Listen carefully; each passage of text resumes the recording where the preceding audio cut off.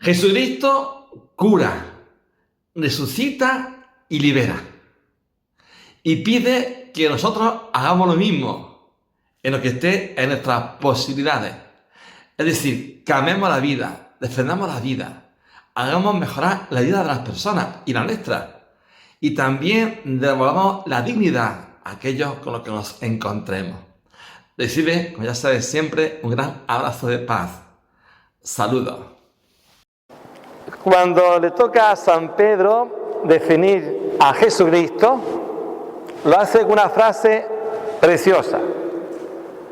Jesucristo pasó por el mundo haciendo el bien. Pasó por esta vida haciendo el bien. Lo dice y aparece en Hechos de los Apóstoles. Y cuando San Pedro dice esa palabra o esa frase, tiene en cuenta dos cosas fundamentalmente. Por un lado, Jesucristo pasa haciendo el bien con sus palabras, palabras de consuelo, palabras de perdón, palabras de acogida, palabras de misericordia, palabras de ánimo, palabras de ternura, pero sobre todo por sus gestos. Gestos también de acogida, de perdón, de misericordia. Y en ese contexto tenemos que entender los dos milagros que aparecen en la lectura del Evangelio que hemos escuchado. ¿Qué nos trae el texto y la lectura que hemos palpado ahora mismo? Por un lado, aparece como la gente se sigue agolpando para escuchar a Jesucristo. Después de la experiencia de esa tormenta que hace una semana escuchábamos, de nuevo regresa a su orilla más conocida y la gente lo sigue buscando. Eso viene bien recordarlo. Hoy quizá la gente no tenga ese afán tan maravilloso por acercarse a Jesucristo. O quizá nosotros tampoco, los cristianos, seamos ese puente para que otras personas puedan acercarse con amor a ese Cristo que es la razón de nuestras vidas. Ahí tenemos ya un toque para examinar nuestra vida. Ojalá consigamos que también nuestras palabras y nuestras obras permitan que otras personas lleguen hasta Jesucristo. El caso es que en ese momento, en esa circunstancia, lo llaman porque la hija de un jefe de una sinagoga, Jairo, pide su ayuda para su hija que está muy enferma. Para entender un poco la experiencia de Jesucristo, tenemos que irnos en la lectura primero que hemos escuchado. Corresponde al libro de la sabiduría, el último libro del Antiguo Testamento. Se escribió unos pocos años antes de Jesucristo y comenzaba diciendo que Dios no ha creado la muerte. Dios ha creado al hombre, al ser humano, al hombre y a la mujer para la inmortalidad. Estamos llamados a esa vida plena. Incluso la gente que no cree, hasta lo más íntimo de su ser, desea esa eternidad, porque tenemos esa semilla de inmortalidad ya en nuestro interior. Y aparece en esa lectura que es una antesala de Jesucristo. Corresponde a un texto del Antiguo Testamento y sin embargo encaja perfectamente con el mensaje y la misión de Jesucristo. Luego San Pablo en la segunda lectura también nos da horizontes para mejorar la vida de las personas. Se ve que Jerusalén, la iglesia cristiana de Jerusalén, pasaba por algún tipo de apuro. Y San Pablo va a pedir una colecta a ese grupo de cristianos de Corinto para que sean generosos. Y pone un ejemplo también maravilloso. Fijémonos, decía el apóstol, en Jesucristo, que siendo rico se despojó, se hizo pobre para enriquecernos con su pobreza. Es un poco eco de ese himno también de San Pablo. Cristo se despojó de su rango, es un poco el espíritu de sentirse Cristo solidario con la humanidad. Y ese gesto de Cristo que se hace pobre para ponerse a nuestra altura, es lo que también pide San Pablo para ayudar a ese grupo de cristianos de Jerusalén. Con eso se consigue que la vida de las personas pueda mejorar, que es un poco el eje fundamental de la reflexión. Así llegamos, como decía, a la experiencia de Jesucristo, Jairo y una mujer que también aparece en el Evangelio. Cristo se pone en camino para atender a Jairo y así curar a su hija y de pronto la gente la apretuja. De nuevo aparece el hecho de que la gente se agolpa junto a Jesucristo. Y una mujer impura, tenía una enfermedad que era como flujo de sangre, era como una especie de regla continua. Y eso, según la Biblia, hacía a la persona impura. No podía acariciar a nadie, ni siquiera a su familia. a su marido o a su hijo si estuviera casada. Y nadie podía acariciarla, abrazarla. Fijaos lo que tiene que ser en nosotros, que somos personas que nos gusta tanto el cariño y expresarlo con gestos. 12 años. Esa mujer era un cadáver en vida. Estaba muerta. Estaba hundida. Física, psíquica y espiritualmente. Porque esa situación venía justamente por la palabra de Dios, por la Biblia. Nadie podía tocarla ni tocar ella a nadie. Y sin embargo ella tiene valor, tiene confianza, tiene coraje. Se salta el protocolo y busca a Jesucristo, aunque sea tocando el manto. No por magia. A veces los cristianos podemos pensar que eso es un amuleto de la buena suerte. Es con fe. Ella confiaba que con solo tocar el manto se sentiría curada. Y así ocurre. Esta mujer toca el manto de Jesucristo, se siente curada, pero amigo, algo pasa. Jesucristo nota que le ha salido una fuerza distinta de su propio interior. Y por eso pregunta, ¿quién me ha tocado? Y dicen los apóstoles, pero maestro, tenemos un montón de gente, te está apretando y pregunta, ¿quién te ha tocado?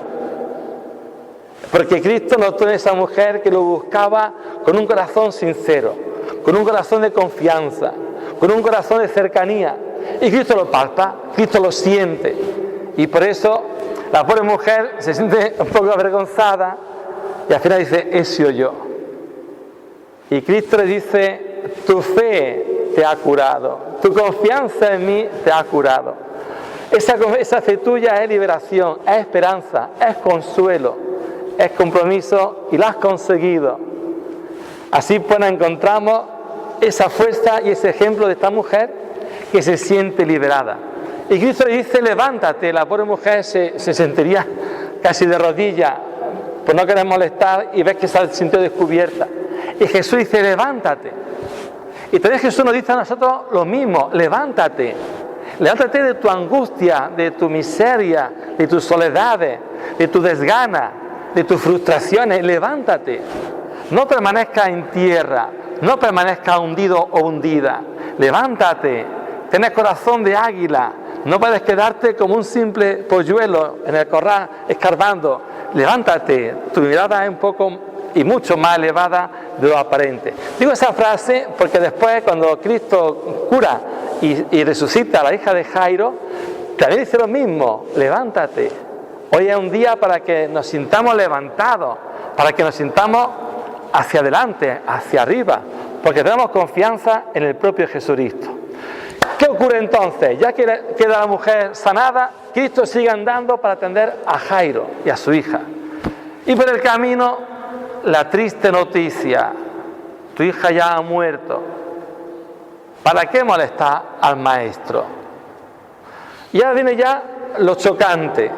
Jesucristo que va y dice, no temas, tu hija no está muerta, está dormida. Dormida, pero se ha muerto. Curiosamente, la palabra cementerio que usamos nosotros, los cristianos, es de origen griego y significa dormitorio. Dormitorio. Porque entendemos, después de escuchar el Evangelio, que la muerte es una etapa de la vida y que es un estado de sueño, para que después despertemos en ese encuentro con Jesucristo. Y la resurrección, porque al final, ¿qué ocurre? Que Cristo entra a la casa de Jairo, echa a la gente, porque la gente empezó a reírse de él, y en ese contexto, pues toca a la niña. Cristo ahí, digamos que peca, porque según la Biblia, una persona no puede tocar a un cadáver. Ya Cristo se convirtió en persona impura cuando esta mujer que comentaba antes le tocó el manto. Pero es que ahora es que toca a la niña. Se ve que tampoco le importa mucho el protocolo bíblico. Y hace ese gesto, el tocar. Y consigue que la niña resucite. Y luego dice, dale de comer, por detalle. ¿Qué nos enseña esta parte y la anterior? Por un lado, Cristo tocó a esa niña. Pero también es verdad que Dios ha tocado a muchas personas en la historia de la humanidad. Dios tocó a San Pablo, por ejemplo, cuando era un perseguidor de los cristianos. Dios toca a San Francisco de Asís cuando quería ser un líder de la juventud de Asís y un caballero de la Edad Media y ser, pues eso, alguien importante a nivel humano, ¿no? y tocó a San Ignacio de Loyola, y tocó a Santo Domingo de Guzmán, y nos toca también a nosotros, y nos toca, y nos transforma, y nos dice también levantaos, o también nos dice mejorar la vida de las personas, ser instrumento de vida. Ya sabéis que Juan Pablo II hace algunos años decía, estamos en la cultura de la muerte. Nunca como hasta ahora, en el siglo XX y siglo XXI, se ha hablado de la dignidad de la persona, de la vida humana, de los derechos humanos. Y nunca como hasta ahora la vida humana, sobre todo en estos últimos años, ha entrado en los más débiles, en los más frágiles. Estamos escuchando leyes que van en contra de la vida, el aborto, la eutanasia, la violencia, la agresividad. Y eso son leyes que se están convirtiendo ahora, destruir una vida en un derecho. ¿Cómo ha cambiado la historia? Algo impensable. Y después de escuchar el Evangelio, Jesús nos dice, hay que amar la vida, hay que sembrar este mundo de vida, de esperanza, de alegría, de ilusión. Hay que saber cuidar los detalles, potenciar la amabilidad, potenciar la alegría, potenciar la cercanía, todo lo que ayude a hacer un mundo mejor. Cuidar cada uno de los detalles, para que nosotros seamos esos instrumentos de vida y construyamos lo que Cristo llamó ese reino de justicia, de verdad, de amor, de luz y de vida. Agradezcamos, por lo tanto, como Cristo es el pan de vida. El propio Jesús llegó a decir, yo he venido para que tengáis vida y vida abundante.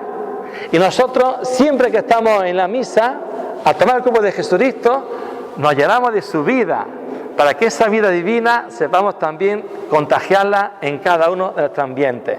Será el espíritu y el compromiso que juntos ofreceremos a nuestro Dios.